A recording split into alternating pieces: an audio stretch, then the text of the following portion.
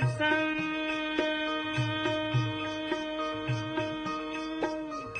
मोर भाखा संग दया माया के सुगर हावे मिलाप रे। ऐसन छत्तीसगढ़िया भाखा कोनो संग जननाप रे। ऐसन छत्तीसगढ़िया भाखा कोनो संग जननाप रे। मोर भाखा संग दया माया के सुघर हावे मिलाप रे। ऐसन छत्तीसगढ़िया भाखा कोनो संग जननाप रे। ऐसन छत्तीसगढ़िया भाखा कोनो संग जननाप रे। मोर भाखा संग दया माया के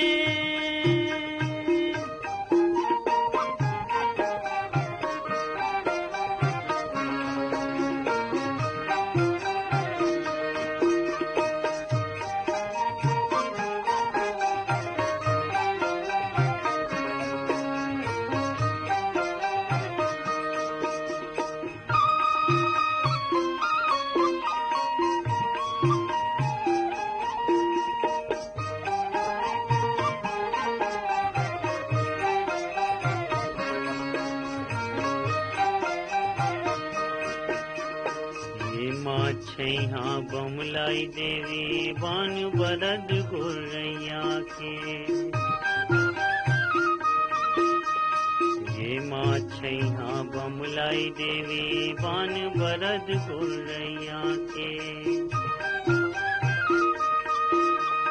देवता धामी राजीव लोचन सोमनाथ जस भुइया है।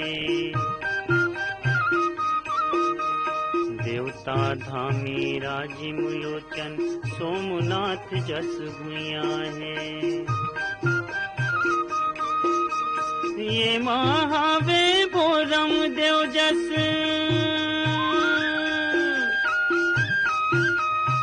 ये महावे बोरम देव जस तीरथ के परताप रे।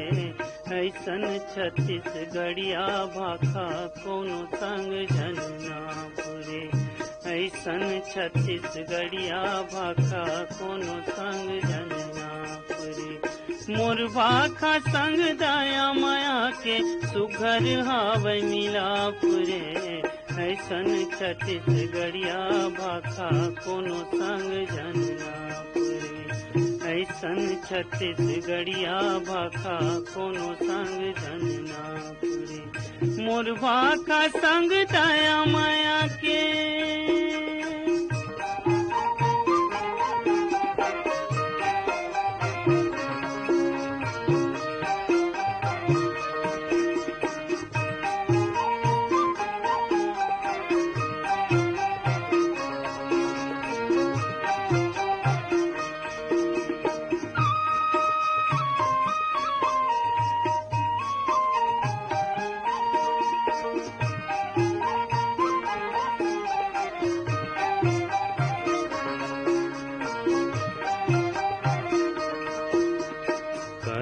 धर्म के राग पाग माँ फीजे कथा कहानी है।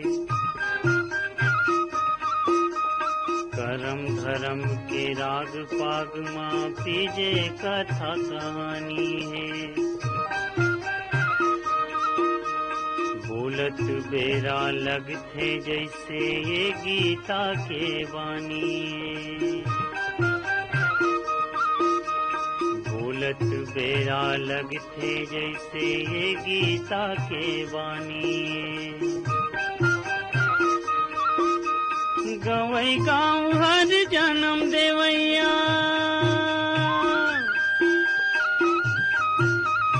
गवई गाँव हर जन्म देवैया छत्तीसगढ़ के छाप रे। ऐसन छत्तीसगढ़िया भाखा कोनो संग जननाप रे। ऐसन छत्तीसगढ़िया भाखा कोनो संग जननाप रे। मोर भाखा संग दया माया के सुघर हावे मिलाप रे। ऐसन छत्तीसगढ़िया भाखा कोनो संग जननाप रे। ऐसन छत्तीसगढ़िया भाखा कोनो संग जननाप रे। ऐसन छत्तीसगढ़िया भाषा कोनो संग झंझनापुरे, कोनो संग झंझनापुरे।